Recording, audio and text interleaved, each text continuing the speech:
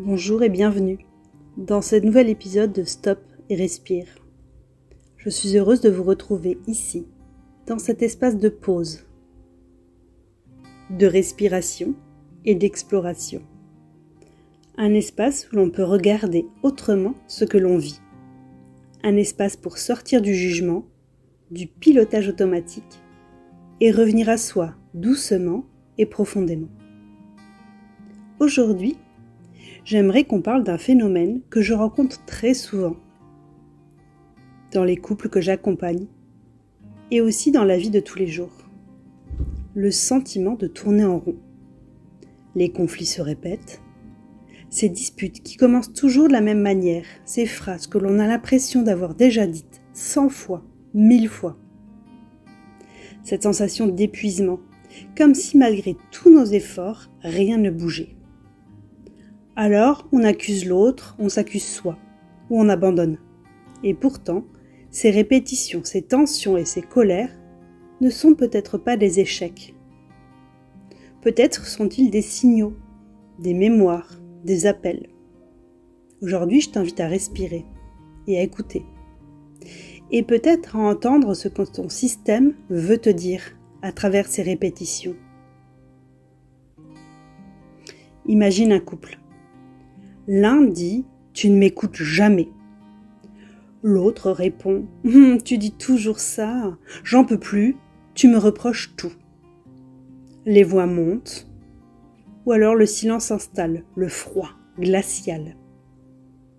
Cette scène est universelle. Elle peut concerner les tâches du quotidien, l'intimité, les décisions parentales, les projets, le temps partagé, la reconnaissance, les attentions, j'en passe. Et pourtant, malgré les discussions, le sujet revient, comme si rien n'avait été réglé.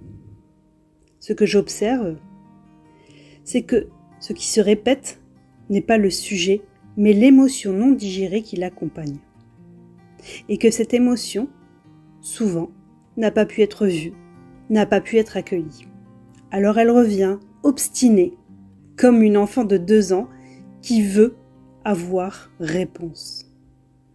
Elle tire la sonnette d'alarme de plus en plus fort, jusqu'à ce qu'on l'écoute vraiment. Et parfois, il ne s'agit même plus d'une dispute entre 2 personnes.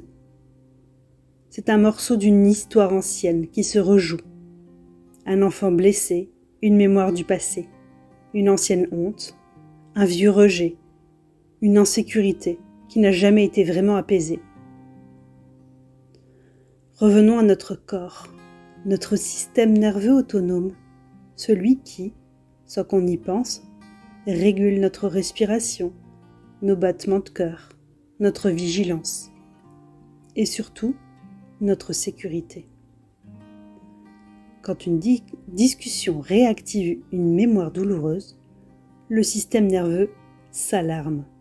Il nous dit « danger » et il met en place des stratégies de survie.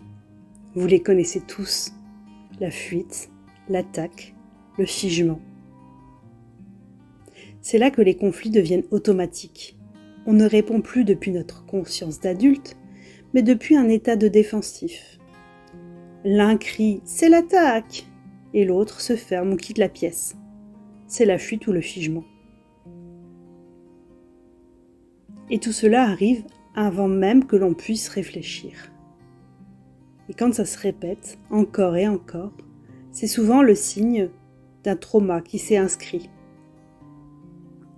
Un trauma ici n'est pas forcément un grand événement, c'est parfois juste une répétition de petits moments, de petits besoins fondamentaux qui n'ont pas été entendus, vus et reconnus.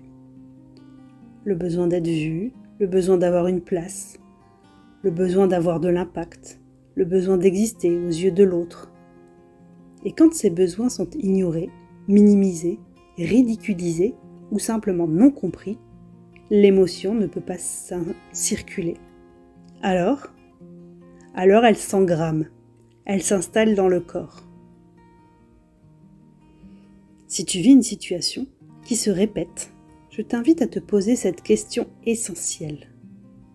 Qu'est-ce que cette dispute, qu'est-ce que cette situation essaye de me dire ? pas ce que l'autre fait ou ne fait pas, mais plutôt ce que mon corps ressent dans cette situation. Pose-toi, dépose-toi, repose-toi, ferme les yeux et reviens dans une de ces scènes. Demande-toi tranquillement quelle émotion est actuellement présente. Qu'est-ce que je ressens? Quel est le besoin au fond de moi?